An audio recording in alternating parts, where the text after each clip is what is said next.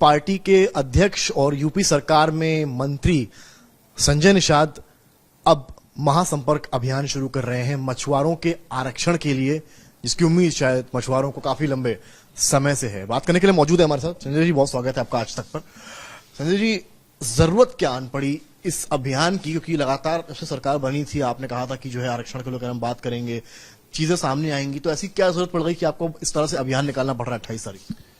देखिए, जब कभी कोई लड़ाई होती है ना, चूंकि हम जो है एक तो समाज के संतरी हैं, भले सरकार के मंत्री हैं लेकिन हम समाज के संतरी हैं, तो संतरी का काम होता समाज की देखरेख करना और उसके अंदर किसी भी प्रकार के कोई भी उसके अंदर कोई विभीषण न पैदा होने पाए। तो आज के दिन में समाज में कुछ विभीषण हैं जो लोगों को, समाज को गुमराह कर रहे हैं कि डॉक्टर साहब मंत्री बन गए, सरकार के साथ गए, अब आरक्षण भूल गए और आरक्षण की लड़ाई न लड़े। महाजनसंपर्क अभियान में जाकर हमें ये बताने की कोशिश करना कि 1 साल से मैं सरकार के साथ हूं और 1 साल बेमिसाल है, वैसे 9 साल बेमिसाल है। 9 साल हो गए हमारी पार्टी को, और मोदी जी के साथ रहने से हमने निषाद पार्टी से क्या लड़ाई लड़ी है। आज के दिन में भारतीय जनता पार्टी का घोषणा पत्र था, उन्होंने मछुआ एक प्रकोष्ठ बनाया था केंद्र में, उस समय भी आरक्षण की बात थी। माननीय मुख्यमंत्री जी जब एमपी थे तब भी सदन में आवाज उठाते रहे हमारे आरक्षण की बात को।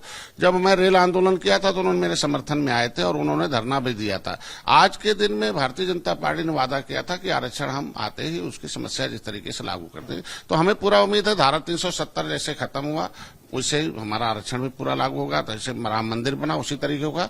लेकिन आज हमें महाजनसंपर्क अभियान की आवश्यकता इसलिए पड़ी है कि जनता वो है जो कुछ जानती नहीं है, और जो जान जाए और जो उसका फायदा उठाए उसे नेता कहते हैं, लेकिन जो लड़ाई लड़े उसे नेतृत्व करता है कि हम लड़ाई लड़ने वाले हैं तो हमारी सेना चाहिए ना।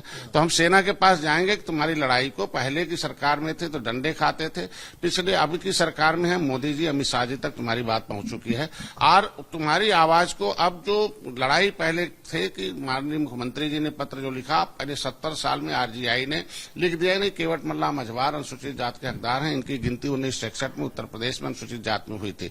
जब हमारी गिनती अनुसूचित जात में केवट मल्ला की हुई थी तो हमारा नाम पिछड़ी जात में डालना गलत है, और सामाजिक न्याय मंत्रालय को उसने लिख दिया। सामाजिक न्याय मंत्री हमारे गृह मंत्री जी हैं, तो हमें पूरा उम्मीद है गृह मंत्री जी करेंगे। आज के दिन में समाज कह रहा है भाई आप ये करो वो करो, दुनिया तरह के बात करते, तो मैं आज समाज में जाऊंगा, महासंपर्क अभियान में है, और समाज के साथ हमें खड़ा रहना, और समाज जो निर्णय लेगा उसके साथ। आप समाज के साथ जाएंगे, आपने कहा कि करेंगे। ये एक कार्यकाल बीत चुका है, 5 साल हो चुके हैं सरकार को, नई सरकार बन चुकी है, उसका भी 1 साल लगभग हो चुका है, तो आपको नहीं लगता है कि कुछ ज्यादा देरी हो रही है? देखिए, हम तो इस देश को आजाद कराने में हमें लगभग 100 साल लग गए। 1857 में हम उजड़े थे, 1947 में देश आजाद हुआ। आजाद होने के बाद भी हम धोखे खा गए, संविधान तो बन गया, 5 साल 16 दिन गुलाम रहे। 31 अगस्त 1952 को हमें विमुक्त किया गया उस काले कानून से, विमुक्ति जनजाति का। विमुक्ति जनजाति का भी सर्टिफिकेट नहीं मिला था। तो आज मैं सरकार के साथ रहकर, इसलिए बिना रोए तो बच्चा दूध भी नहीं पाता अपनी माँ के गोद में बैठकर, तो बिना हमें जाए गए और जनता के साथ जानकर उनकी आवाज, जितनी आवाज होगी जनता की, जनता जो चाह रही है उसको जो है, चूंकि बिना आरक्षण के, आरक्षण जनता का तो मुद्दा क्लियर है ना, जनता तो मछुआरा समाज जो आपका तो आरक्षण चाह रहा है। भाई निश्चित रूप से बताना है कि भाई आरक्षण वो व्यवस्था है कि एक टोकरी में चना रख दो, एक मजबूत घोड़ा, कमजोर घोड़ा, मजबूत सब खा जाएगा। हम कमजोर हैं, अंग्रेजों ने, मुगलों ने, पिछली सरकारों ने कहा, तो हमारी आरक्षण व्यवस्था कराया जाए। तो जनता जितनी ज्यादा आवाज उठा रही उनको उठाएंगे, उसको हम भारतीय जनता पार्टी। विभीषण का आपने जिक्र किया, मैंने देखा आपने पहले सवाल के बाद। विभीषण कौन है? सरकार में है, गठबंधन में है, कहाँ है विभीषण? देखिए, विभीषण उसे कहते हैं कि जो समाज की जो लड़ाई होती है उसके इतर जाकर अपनी बात को विरोध में जाकर उसको, आपकी सेना को कमजोर कर रहा है। कोई भी आदमी अपने बेटे का नाम विभीषण नहीं रखता। विभीषण उसे कहते हैं कि अंतिम लड़ाई में पहुंचने के बाद अपने घर की बात को दूसरे को, भेद को दूसरे को दे। आज के दिन में राजनीति जो होती है, निषाद पार्टी है। पहले के कुर्ता पहनाए जाते थे, राजनीति में आते थे, फिर वोट ले लिया जाता था। लेकिन आज डॉक्टर संजय जब से आए तो एक विधायक पहली बार बनाया, अभी 11 विधायक हैं, 1 सांसद हैं। आज हम अपने लोकतांत्रिक ढंग से, जो वकील हम सड़क पर वकालत कर रहे थे, सदन में वकालत कर रहे हैं।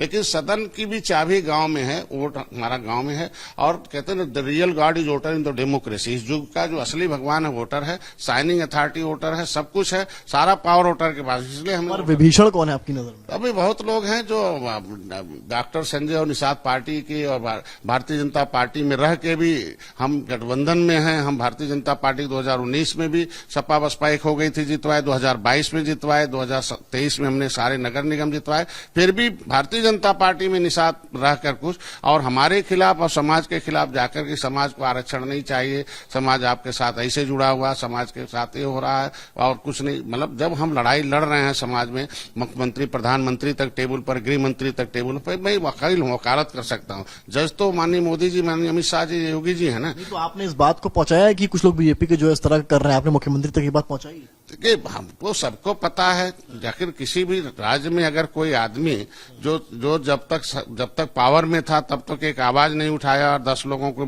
धरना प्रदर्शन नहीं किया हो, कभी सदन में आवाज नहीं उठाया हो, और आज जाके गुमराह करे, इलेक्शन का समय है, जनता के अंदर तोड़ फोड़ करे, उनको एकजुटता में अलग अलग करे, केवट मल्लाह करे, अलग अलग। हम सारी उपजातियां 578 उपजातियों को किताब लिखकर, संगठन में आप पर हावी होने की कवायद तो नहीं हो रही है कि मतलब संगठन के अंदर हमारे सब लोग हैं और संगठन के बाहर लोग हैं, वो भारतीय जनता पार्टी में रहकर भारतीय जनता पार्टी का नुकसान करना चाहते हैं। मैं भारतीय जनता पार्टी का नुकसान नहीं चाहता हूं, लेकिन मजबूरन हमें चूंकि समाज के साथ इसलिए खड़ा रहना है कि समाज जो निर्णय लेता, समाज निर्णय लिया तो नेता बने, समाज निर्णय लिया राष्ट्रीय अध्यक्ष होगा, समाज ने निर्णय लिया पार्टी खड़ा किया, समाज ने निर्णय लिया तो मैं 2008 ऐसे लोगों की वजह से छवि तो आप ही खराब होगी ना। नहीं, हमारी देखिए, हम अपनी छवि, हमें तो कुछ नहीं चाहिए, हमारी छवि से कोई मतलब, हम एक मुद्दे के हल के लिए आए, हम लोग कोई पद प्रतिष्ठा की बात नहीं है। जैसे कि इस तरह के लोग हैं, ऑब्वियसली बात है, जैसा आप कह रहे हैं, भटका रहे हैं चीजों को, गलत मैसेज पहुंचा रहे हैं, तो गठबंधन की भी बात अब आएगी, लोकसभा चुनाव नजदीक है, तो संजय निषाद किस तरह से निर्णय लेने वाले, खुल के हाँ कह देंगे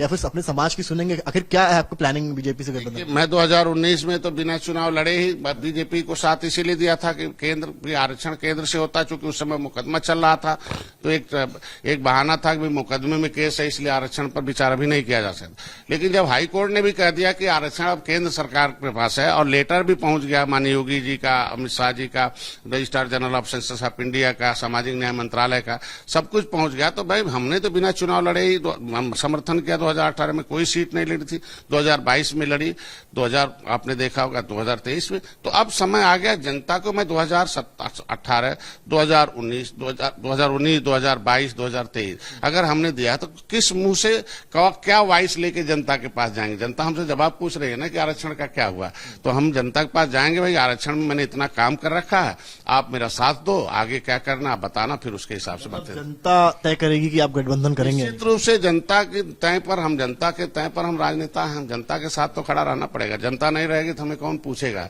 समाज मेरे पास नहीं रहेगा तो कौन पूछेगा राजनीति? आपका समाज कहता है कि भाई नहीं, अब इन्होंने बहुत देर लगाई, आप गठबंधन न करिए इनके साथ। देखिए, ऐसा नहीं होगा, क्योंकि जनता जान चुकी है, हम चूंकि उस जनसंपर्क अभियान में ये भी बताएंगे ना कि कांग्रेस ने आपकी फाइल गायब कराई, कांग्रेस ने आपके साथ इतना अन्याय किया है, जो आरक्षण की फाइल, सपा आपके खिलाफ यहाँ कुछ कहते हैं। ऐसे भी हैं संजय जी जो ये माहौल बना रहे हैं, कह रहे हैं कि संजय निषाद ये सब इसलिए कर रहे हैं, प्रेशर पॉलिटिक्स कर रहे हैं, जिससे लोकसभा में 1-2 सीटें मिल जाए।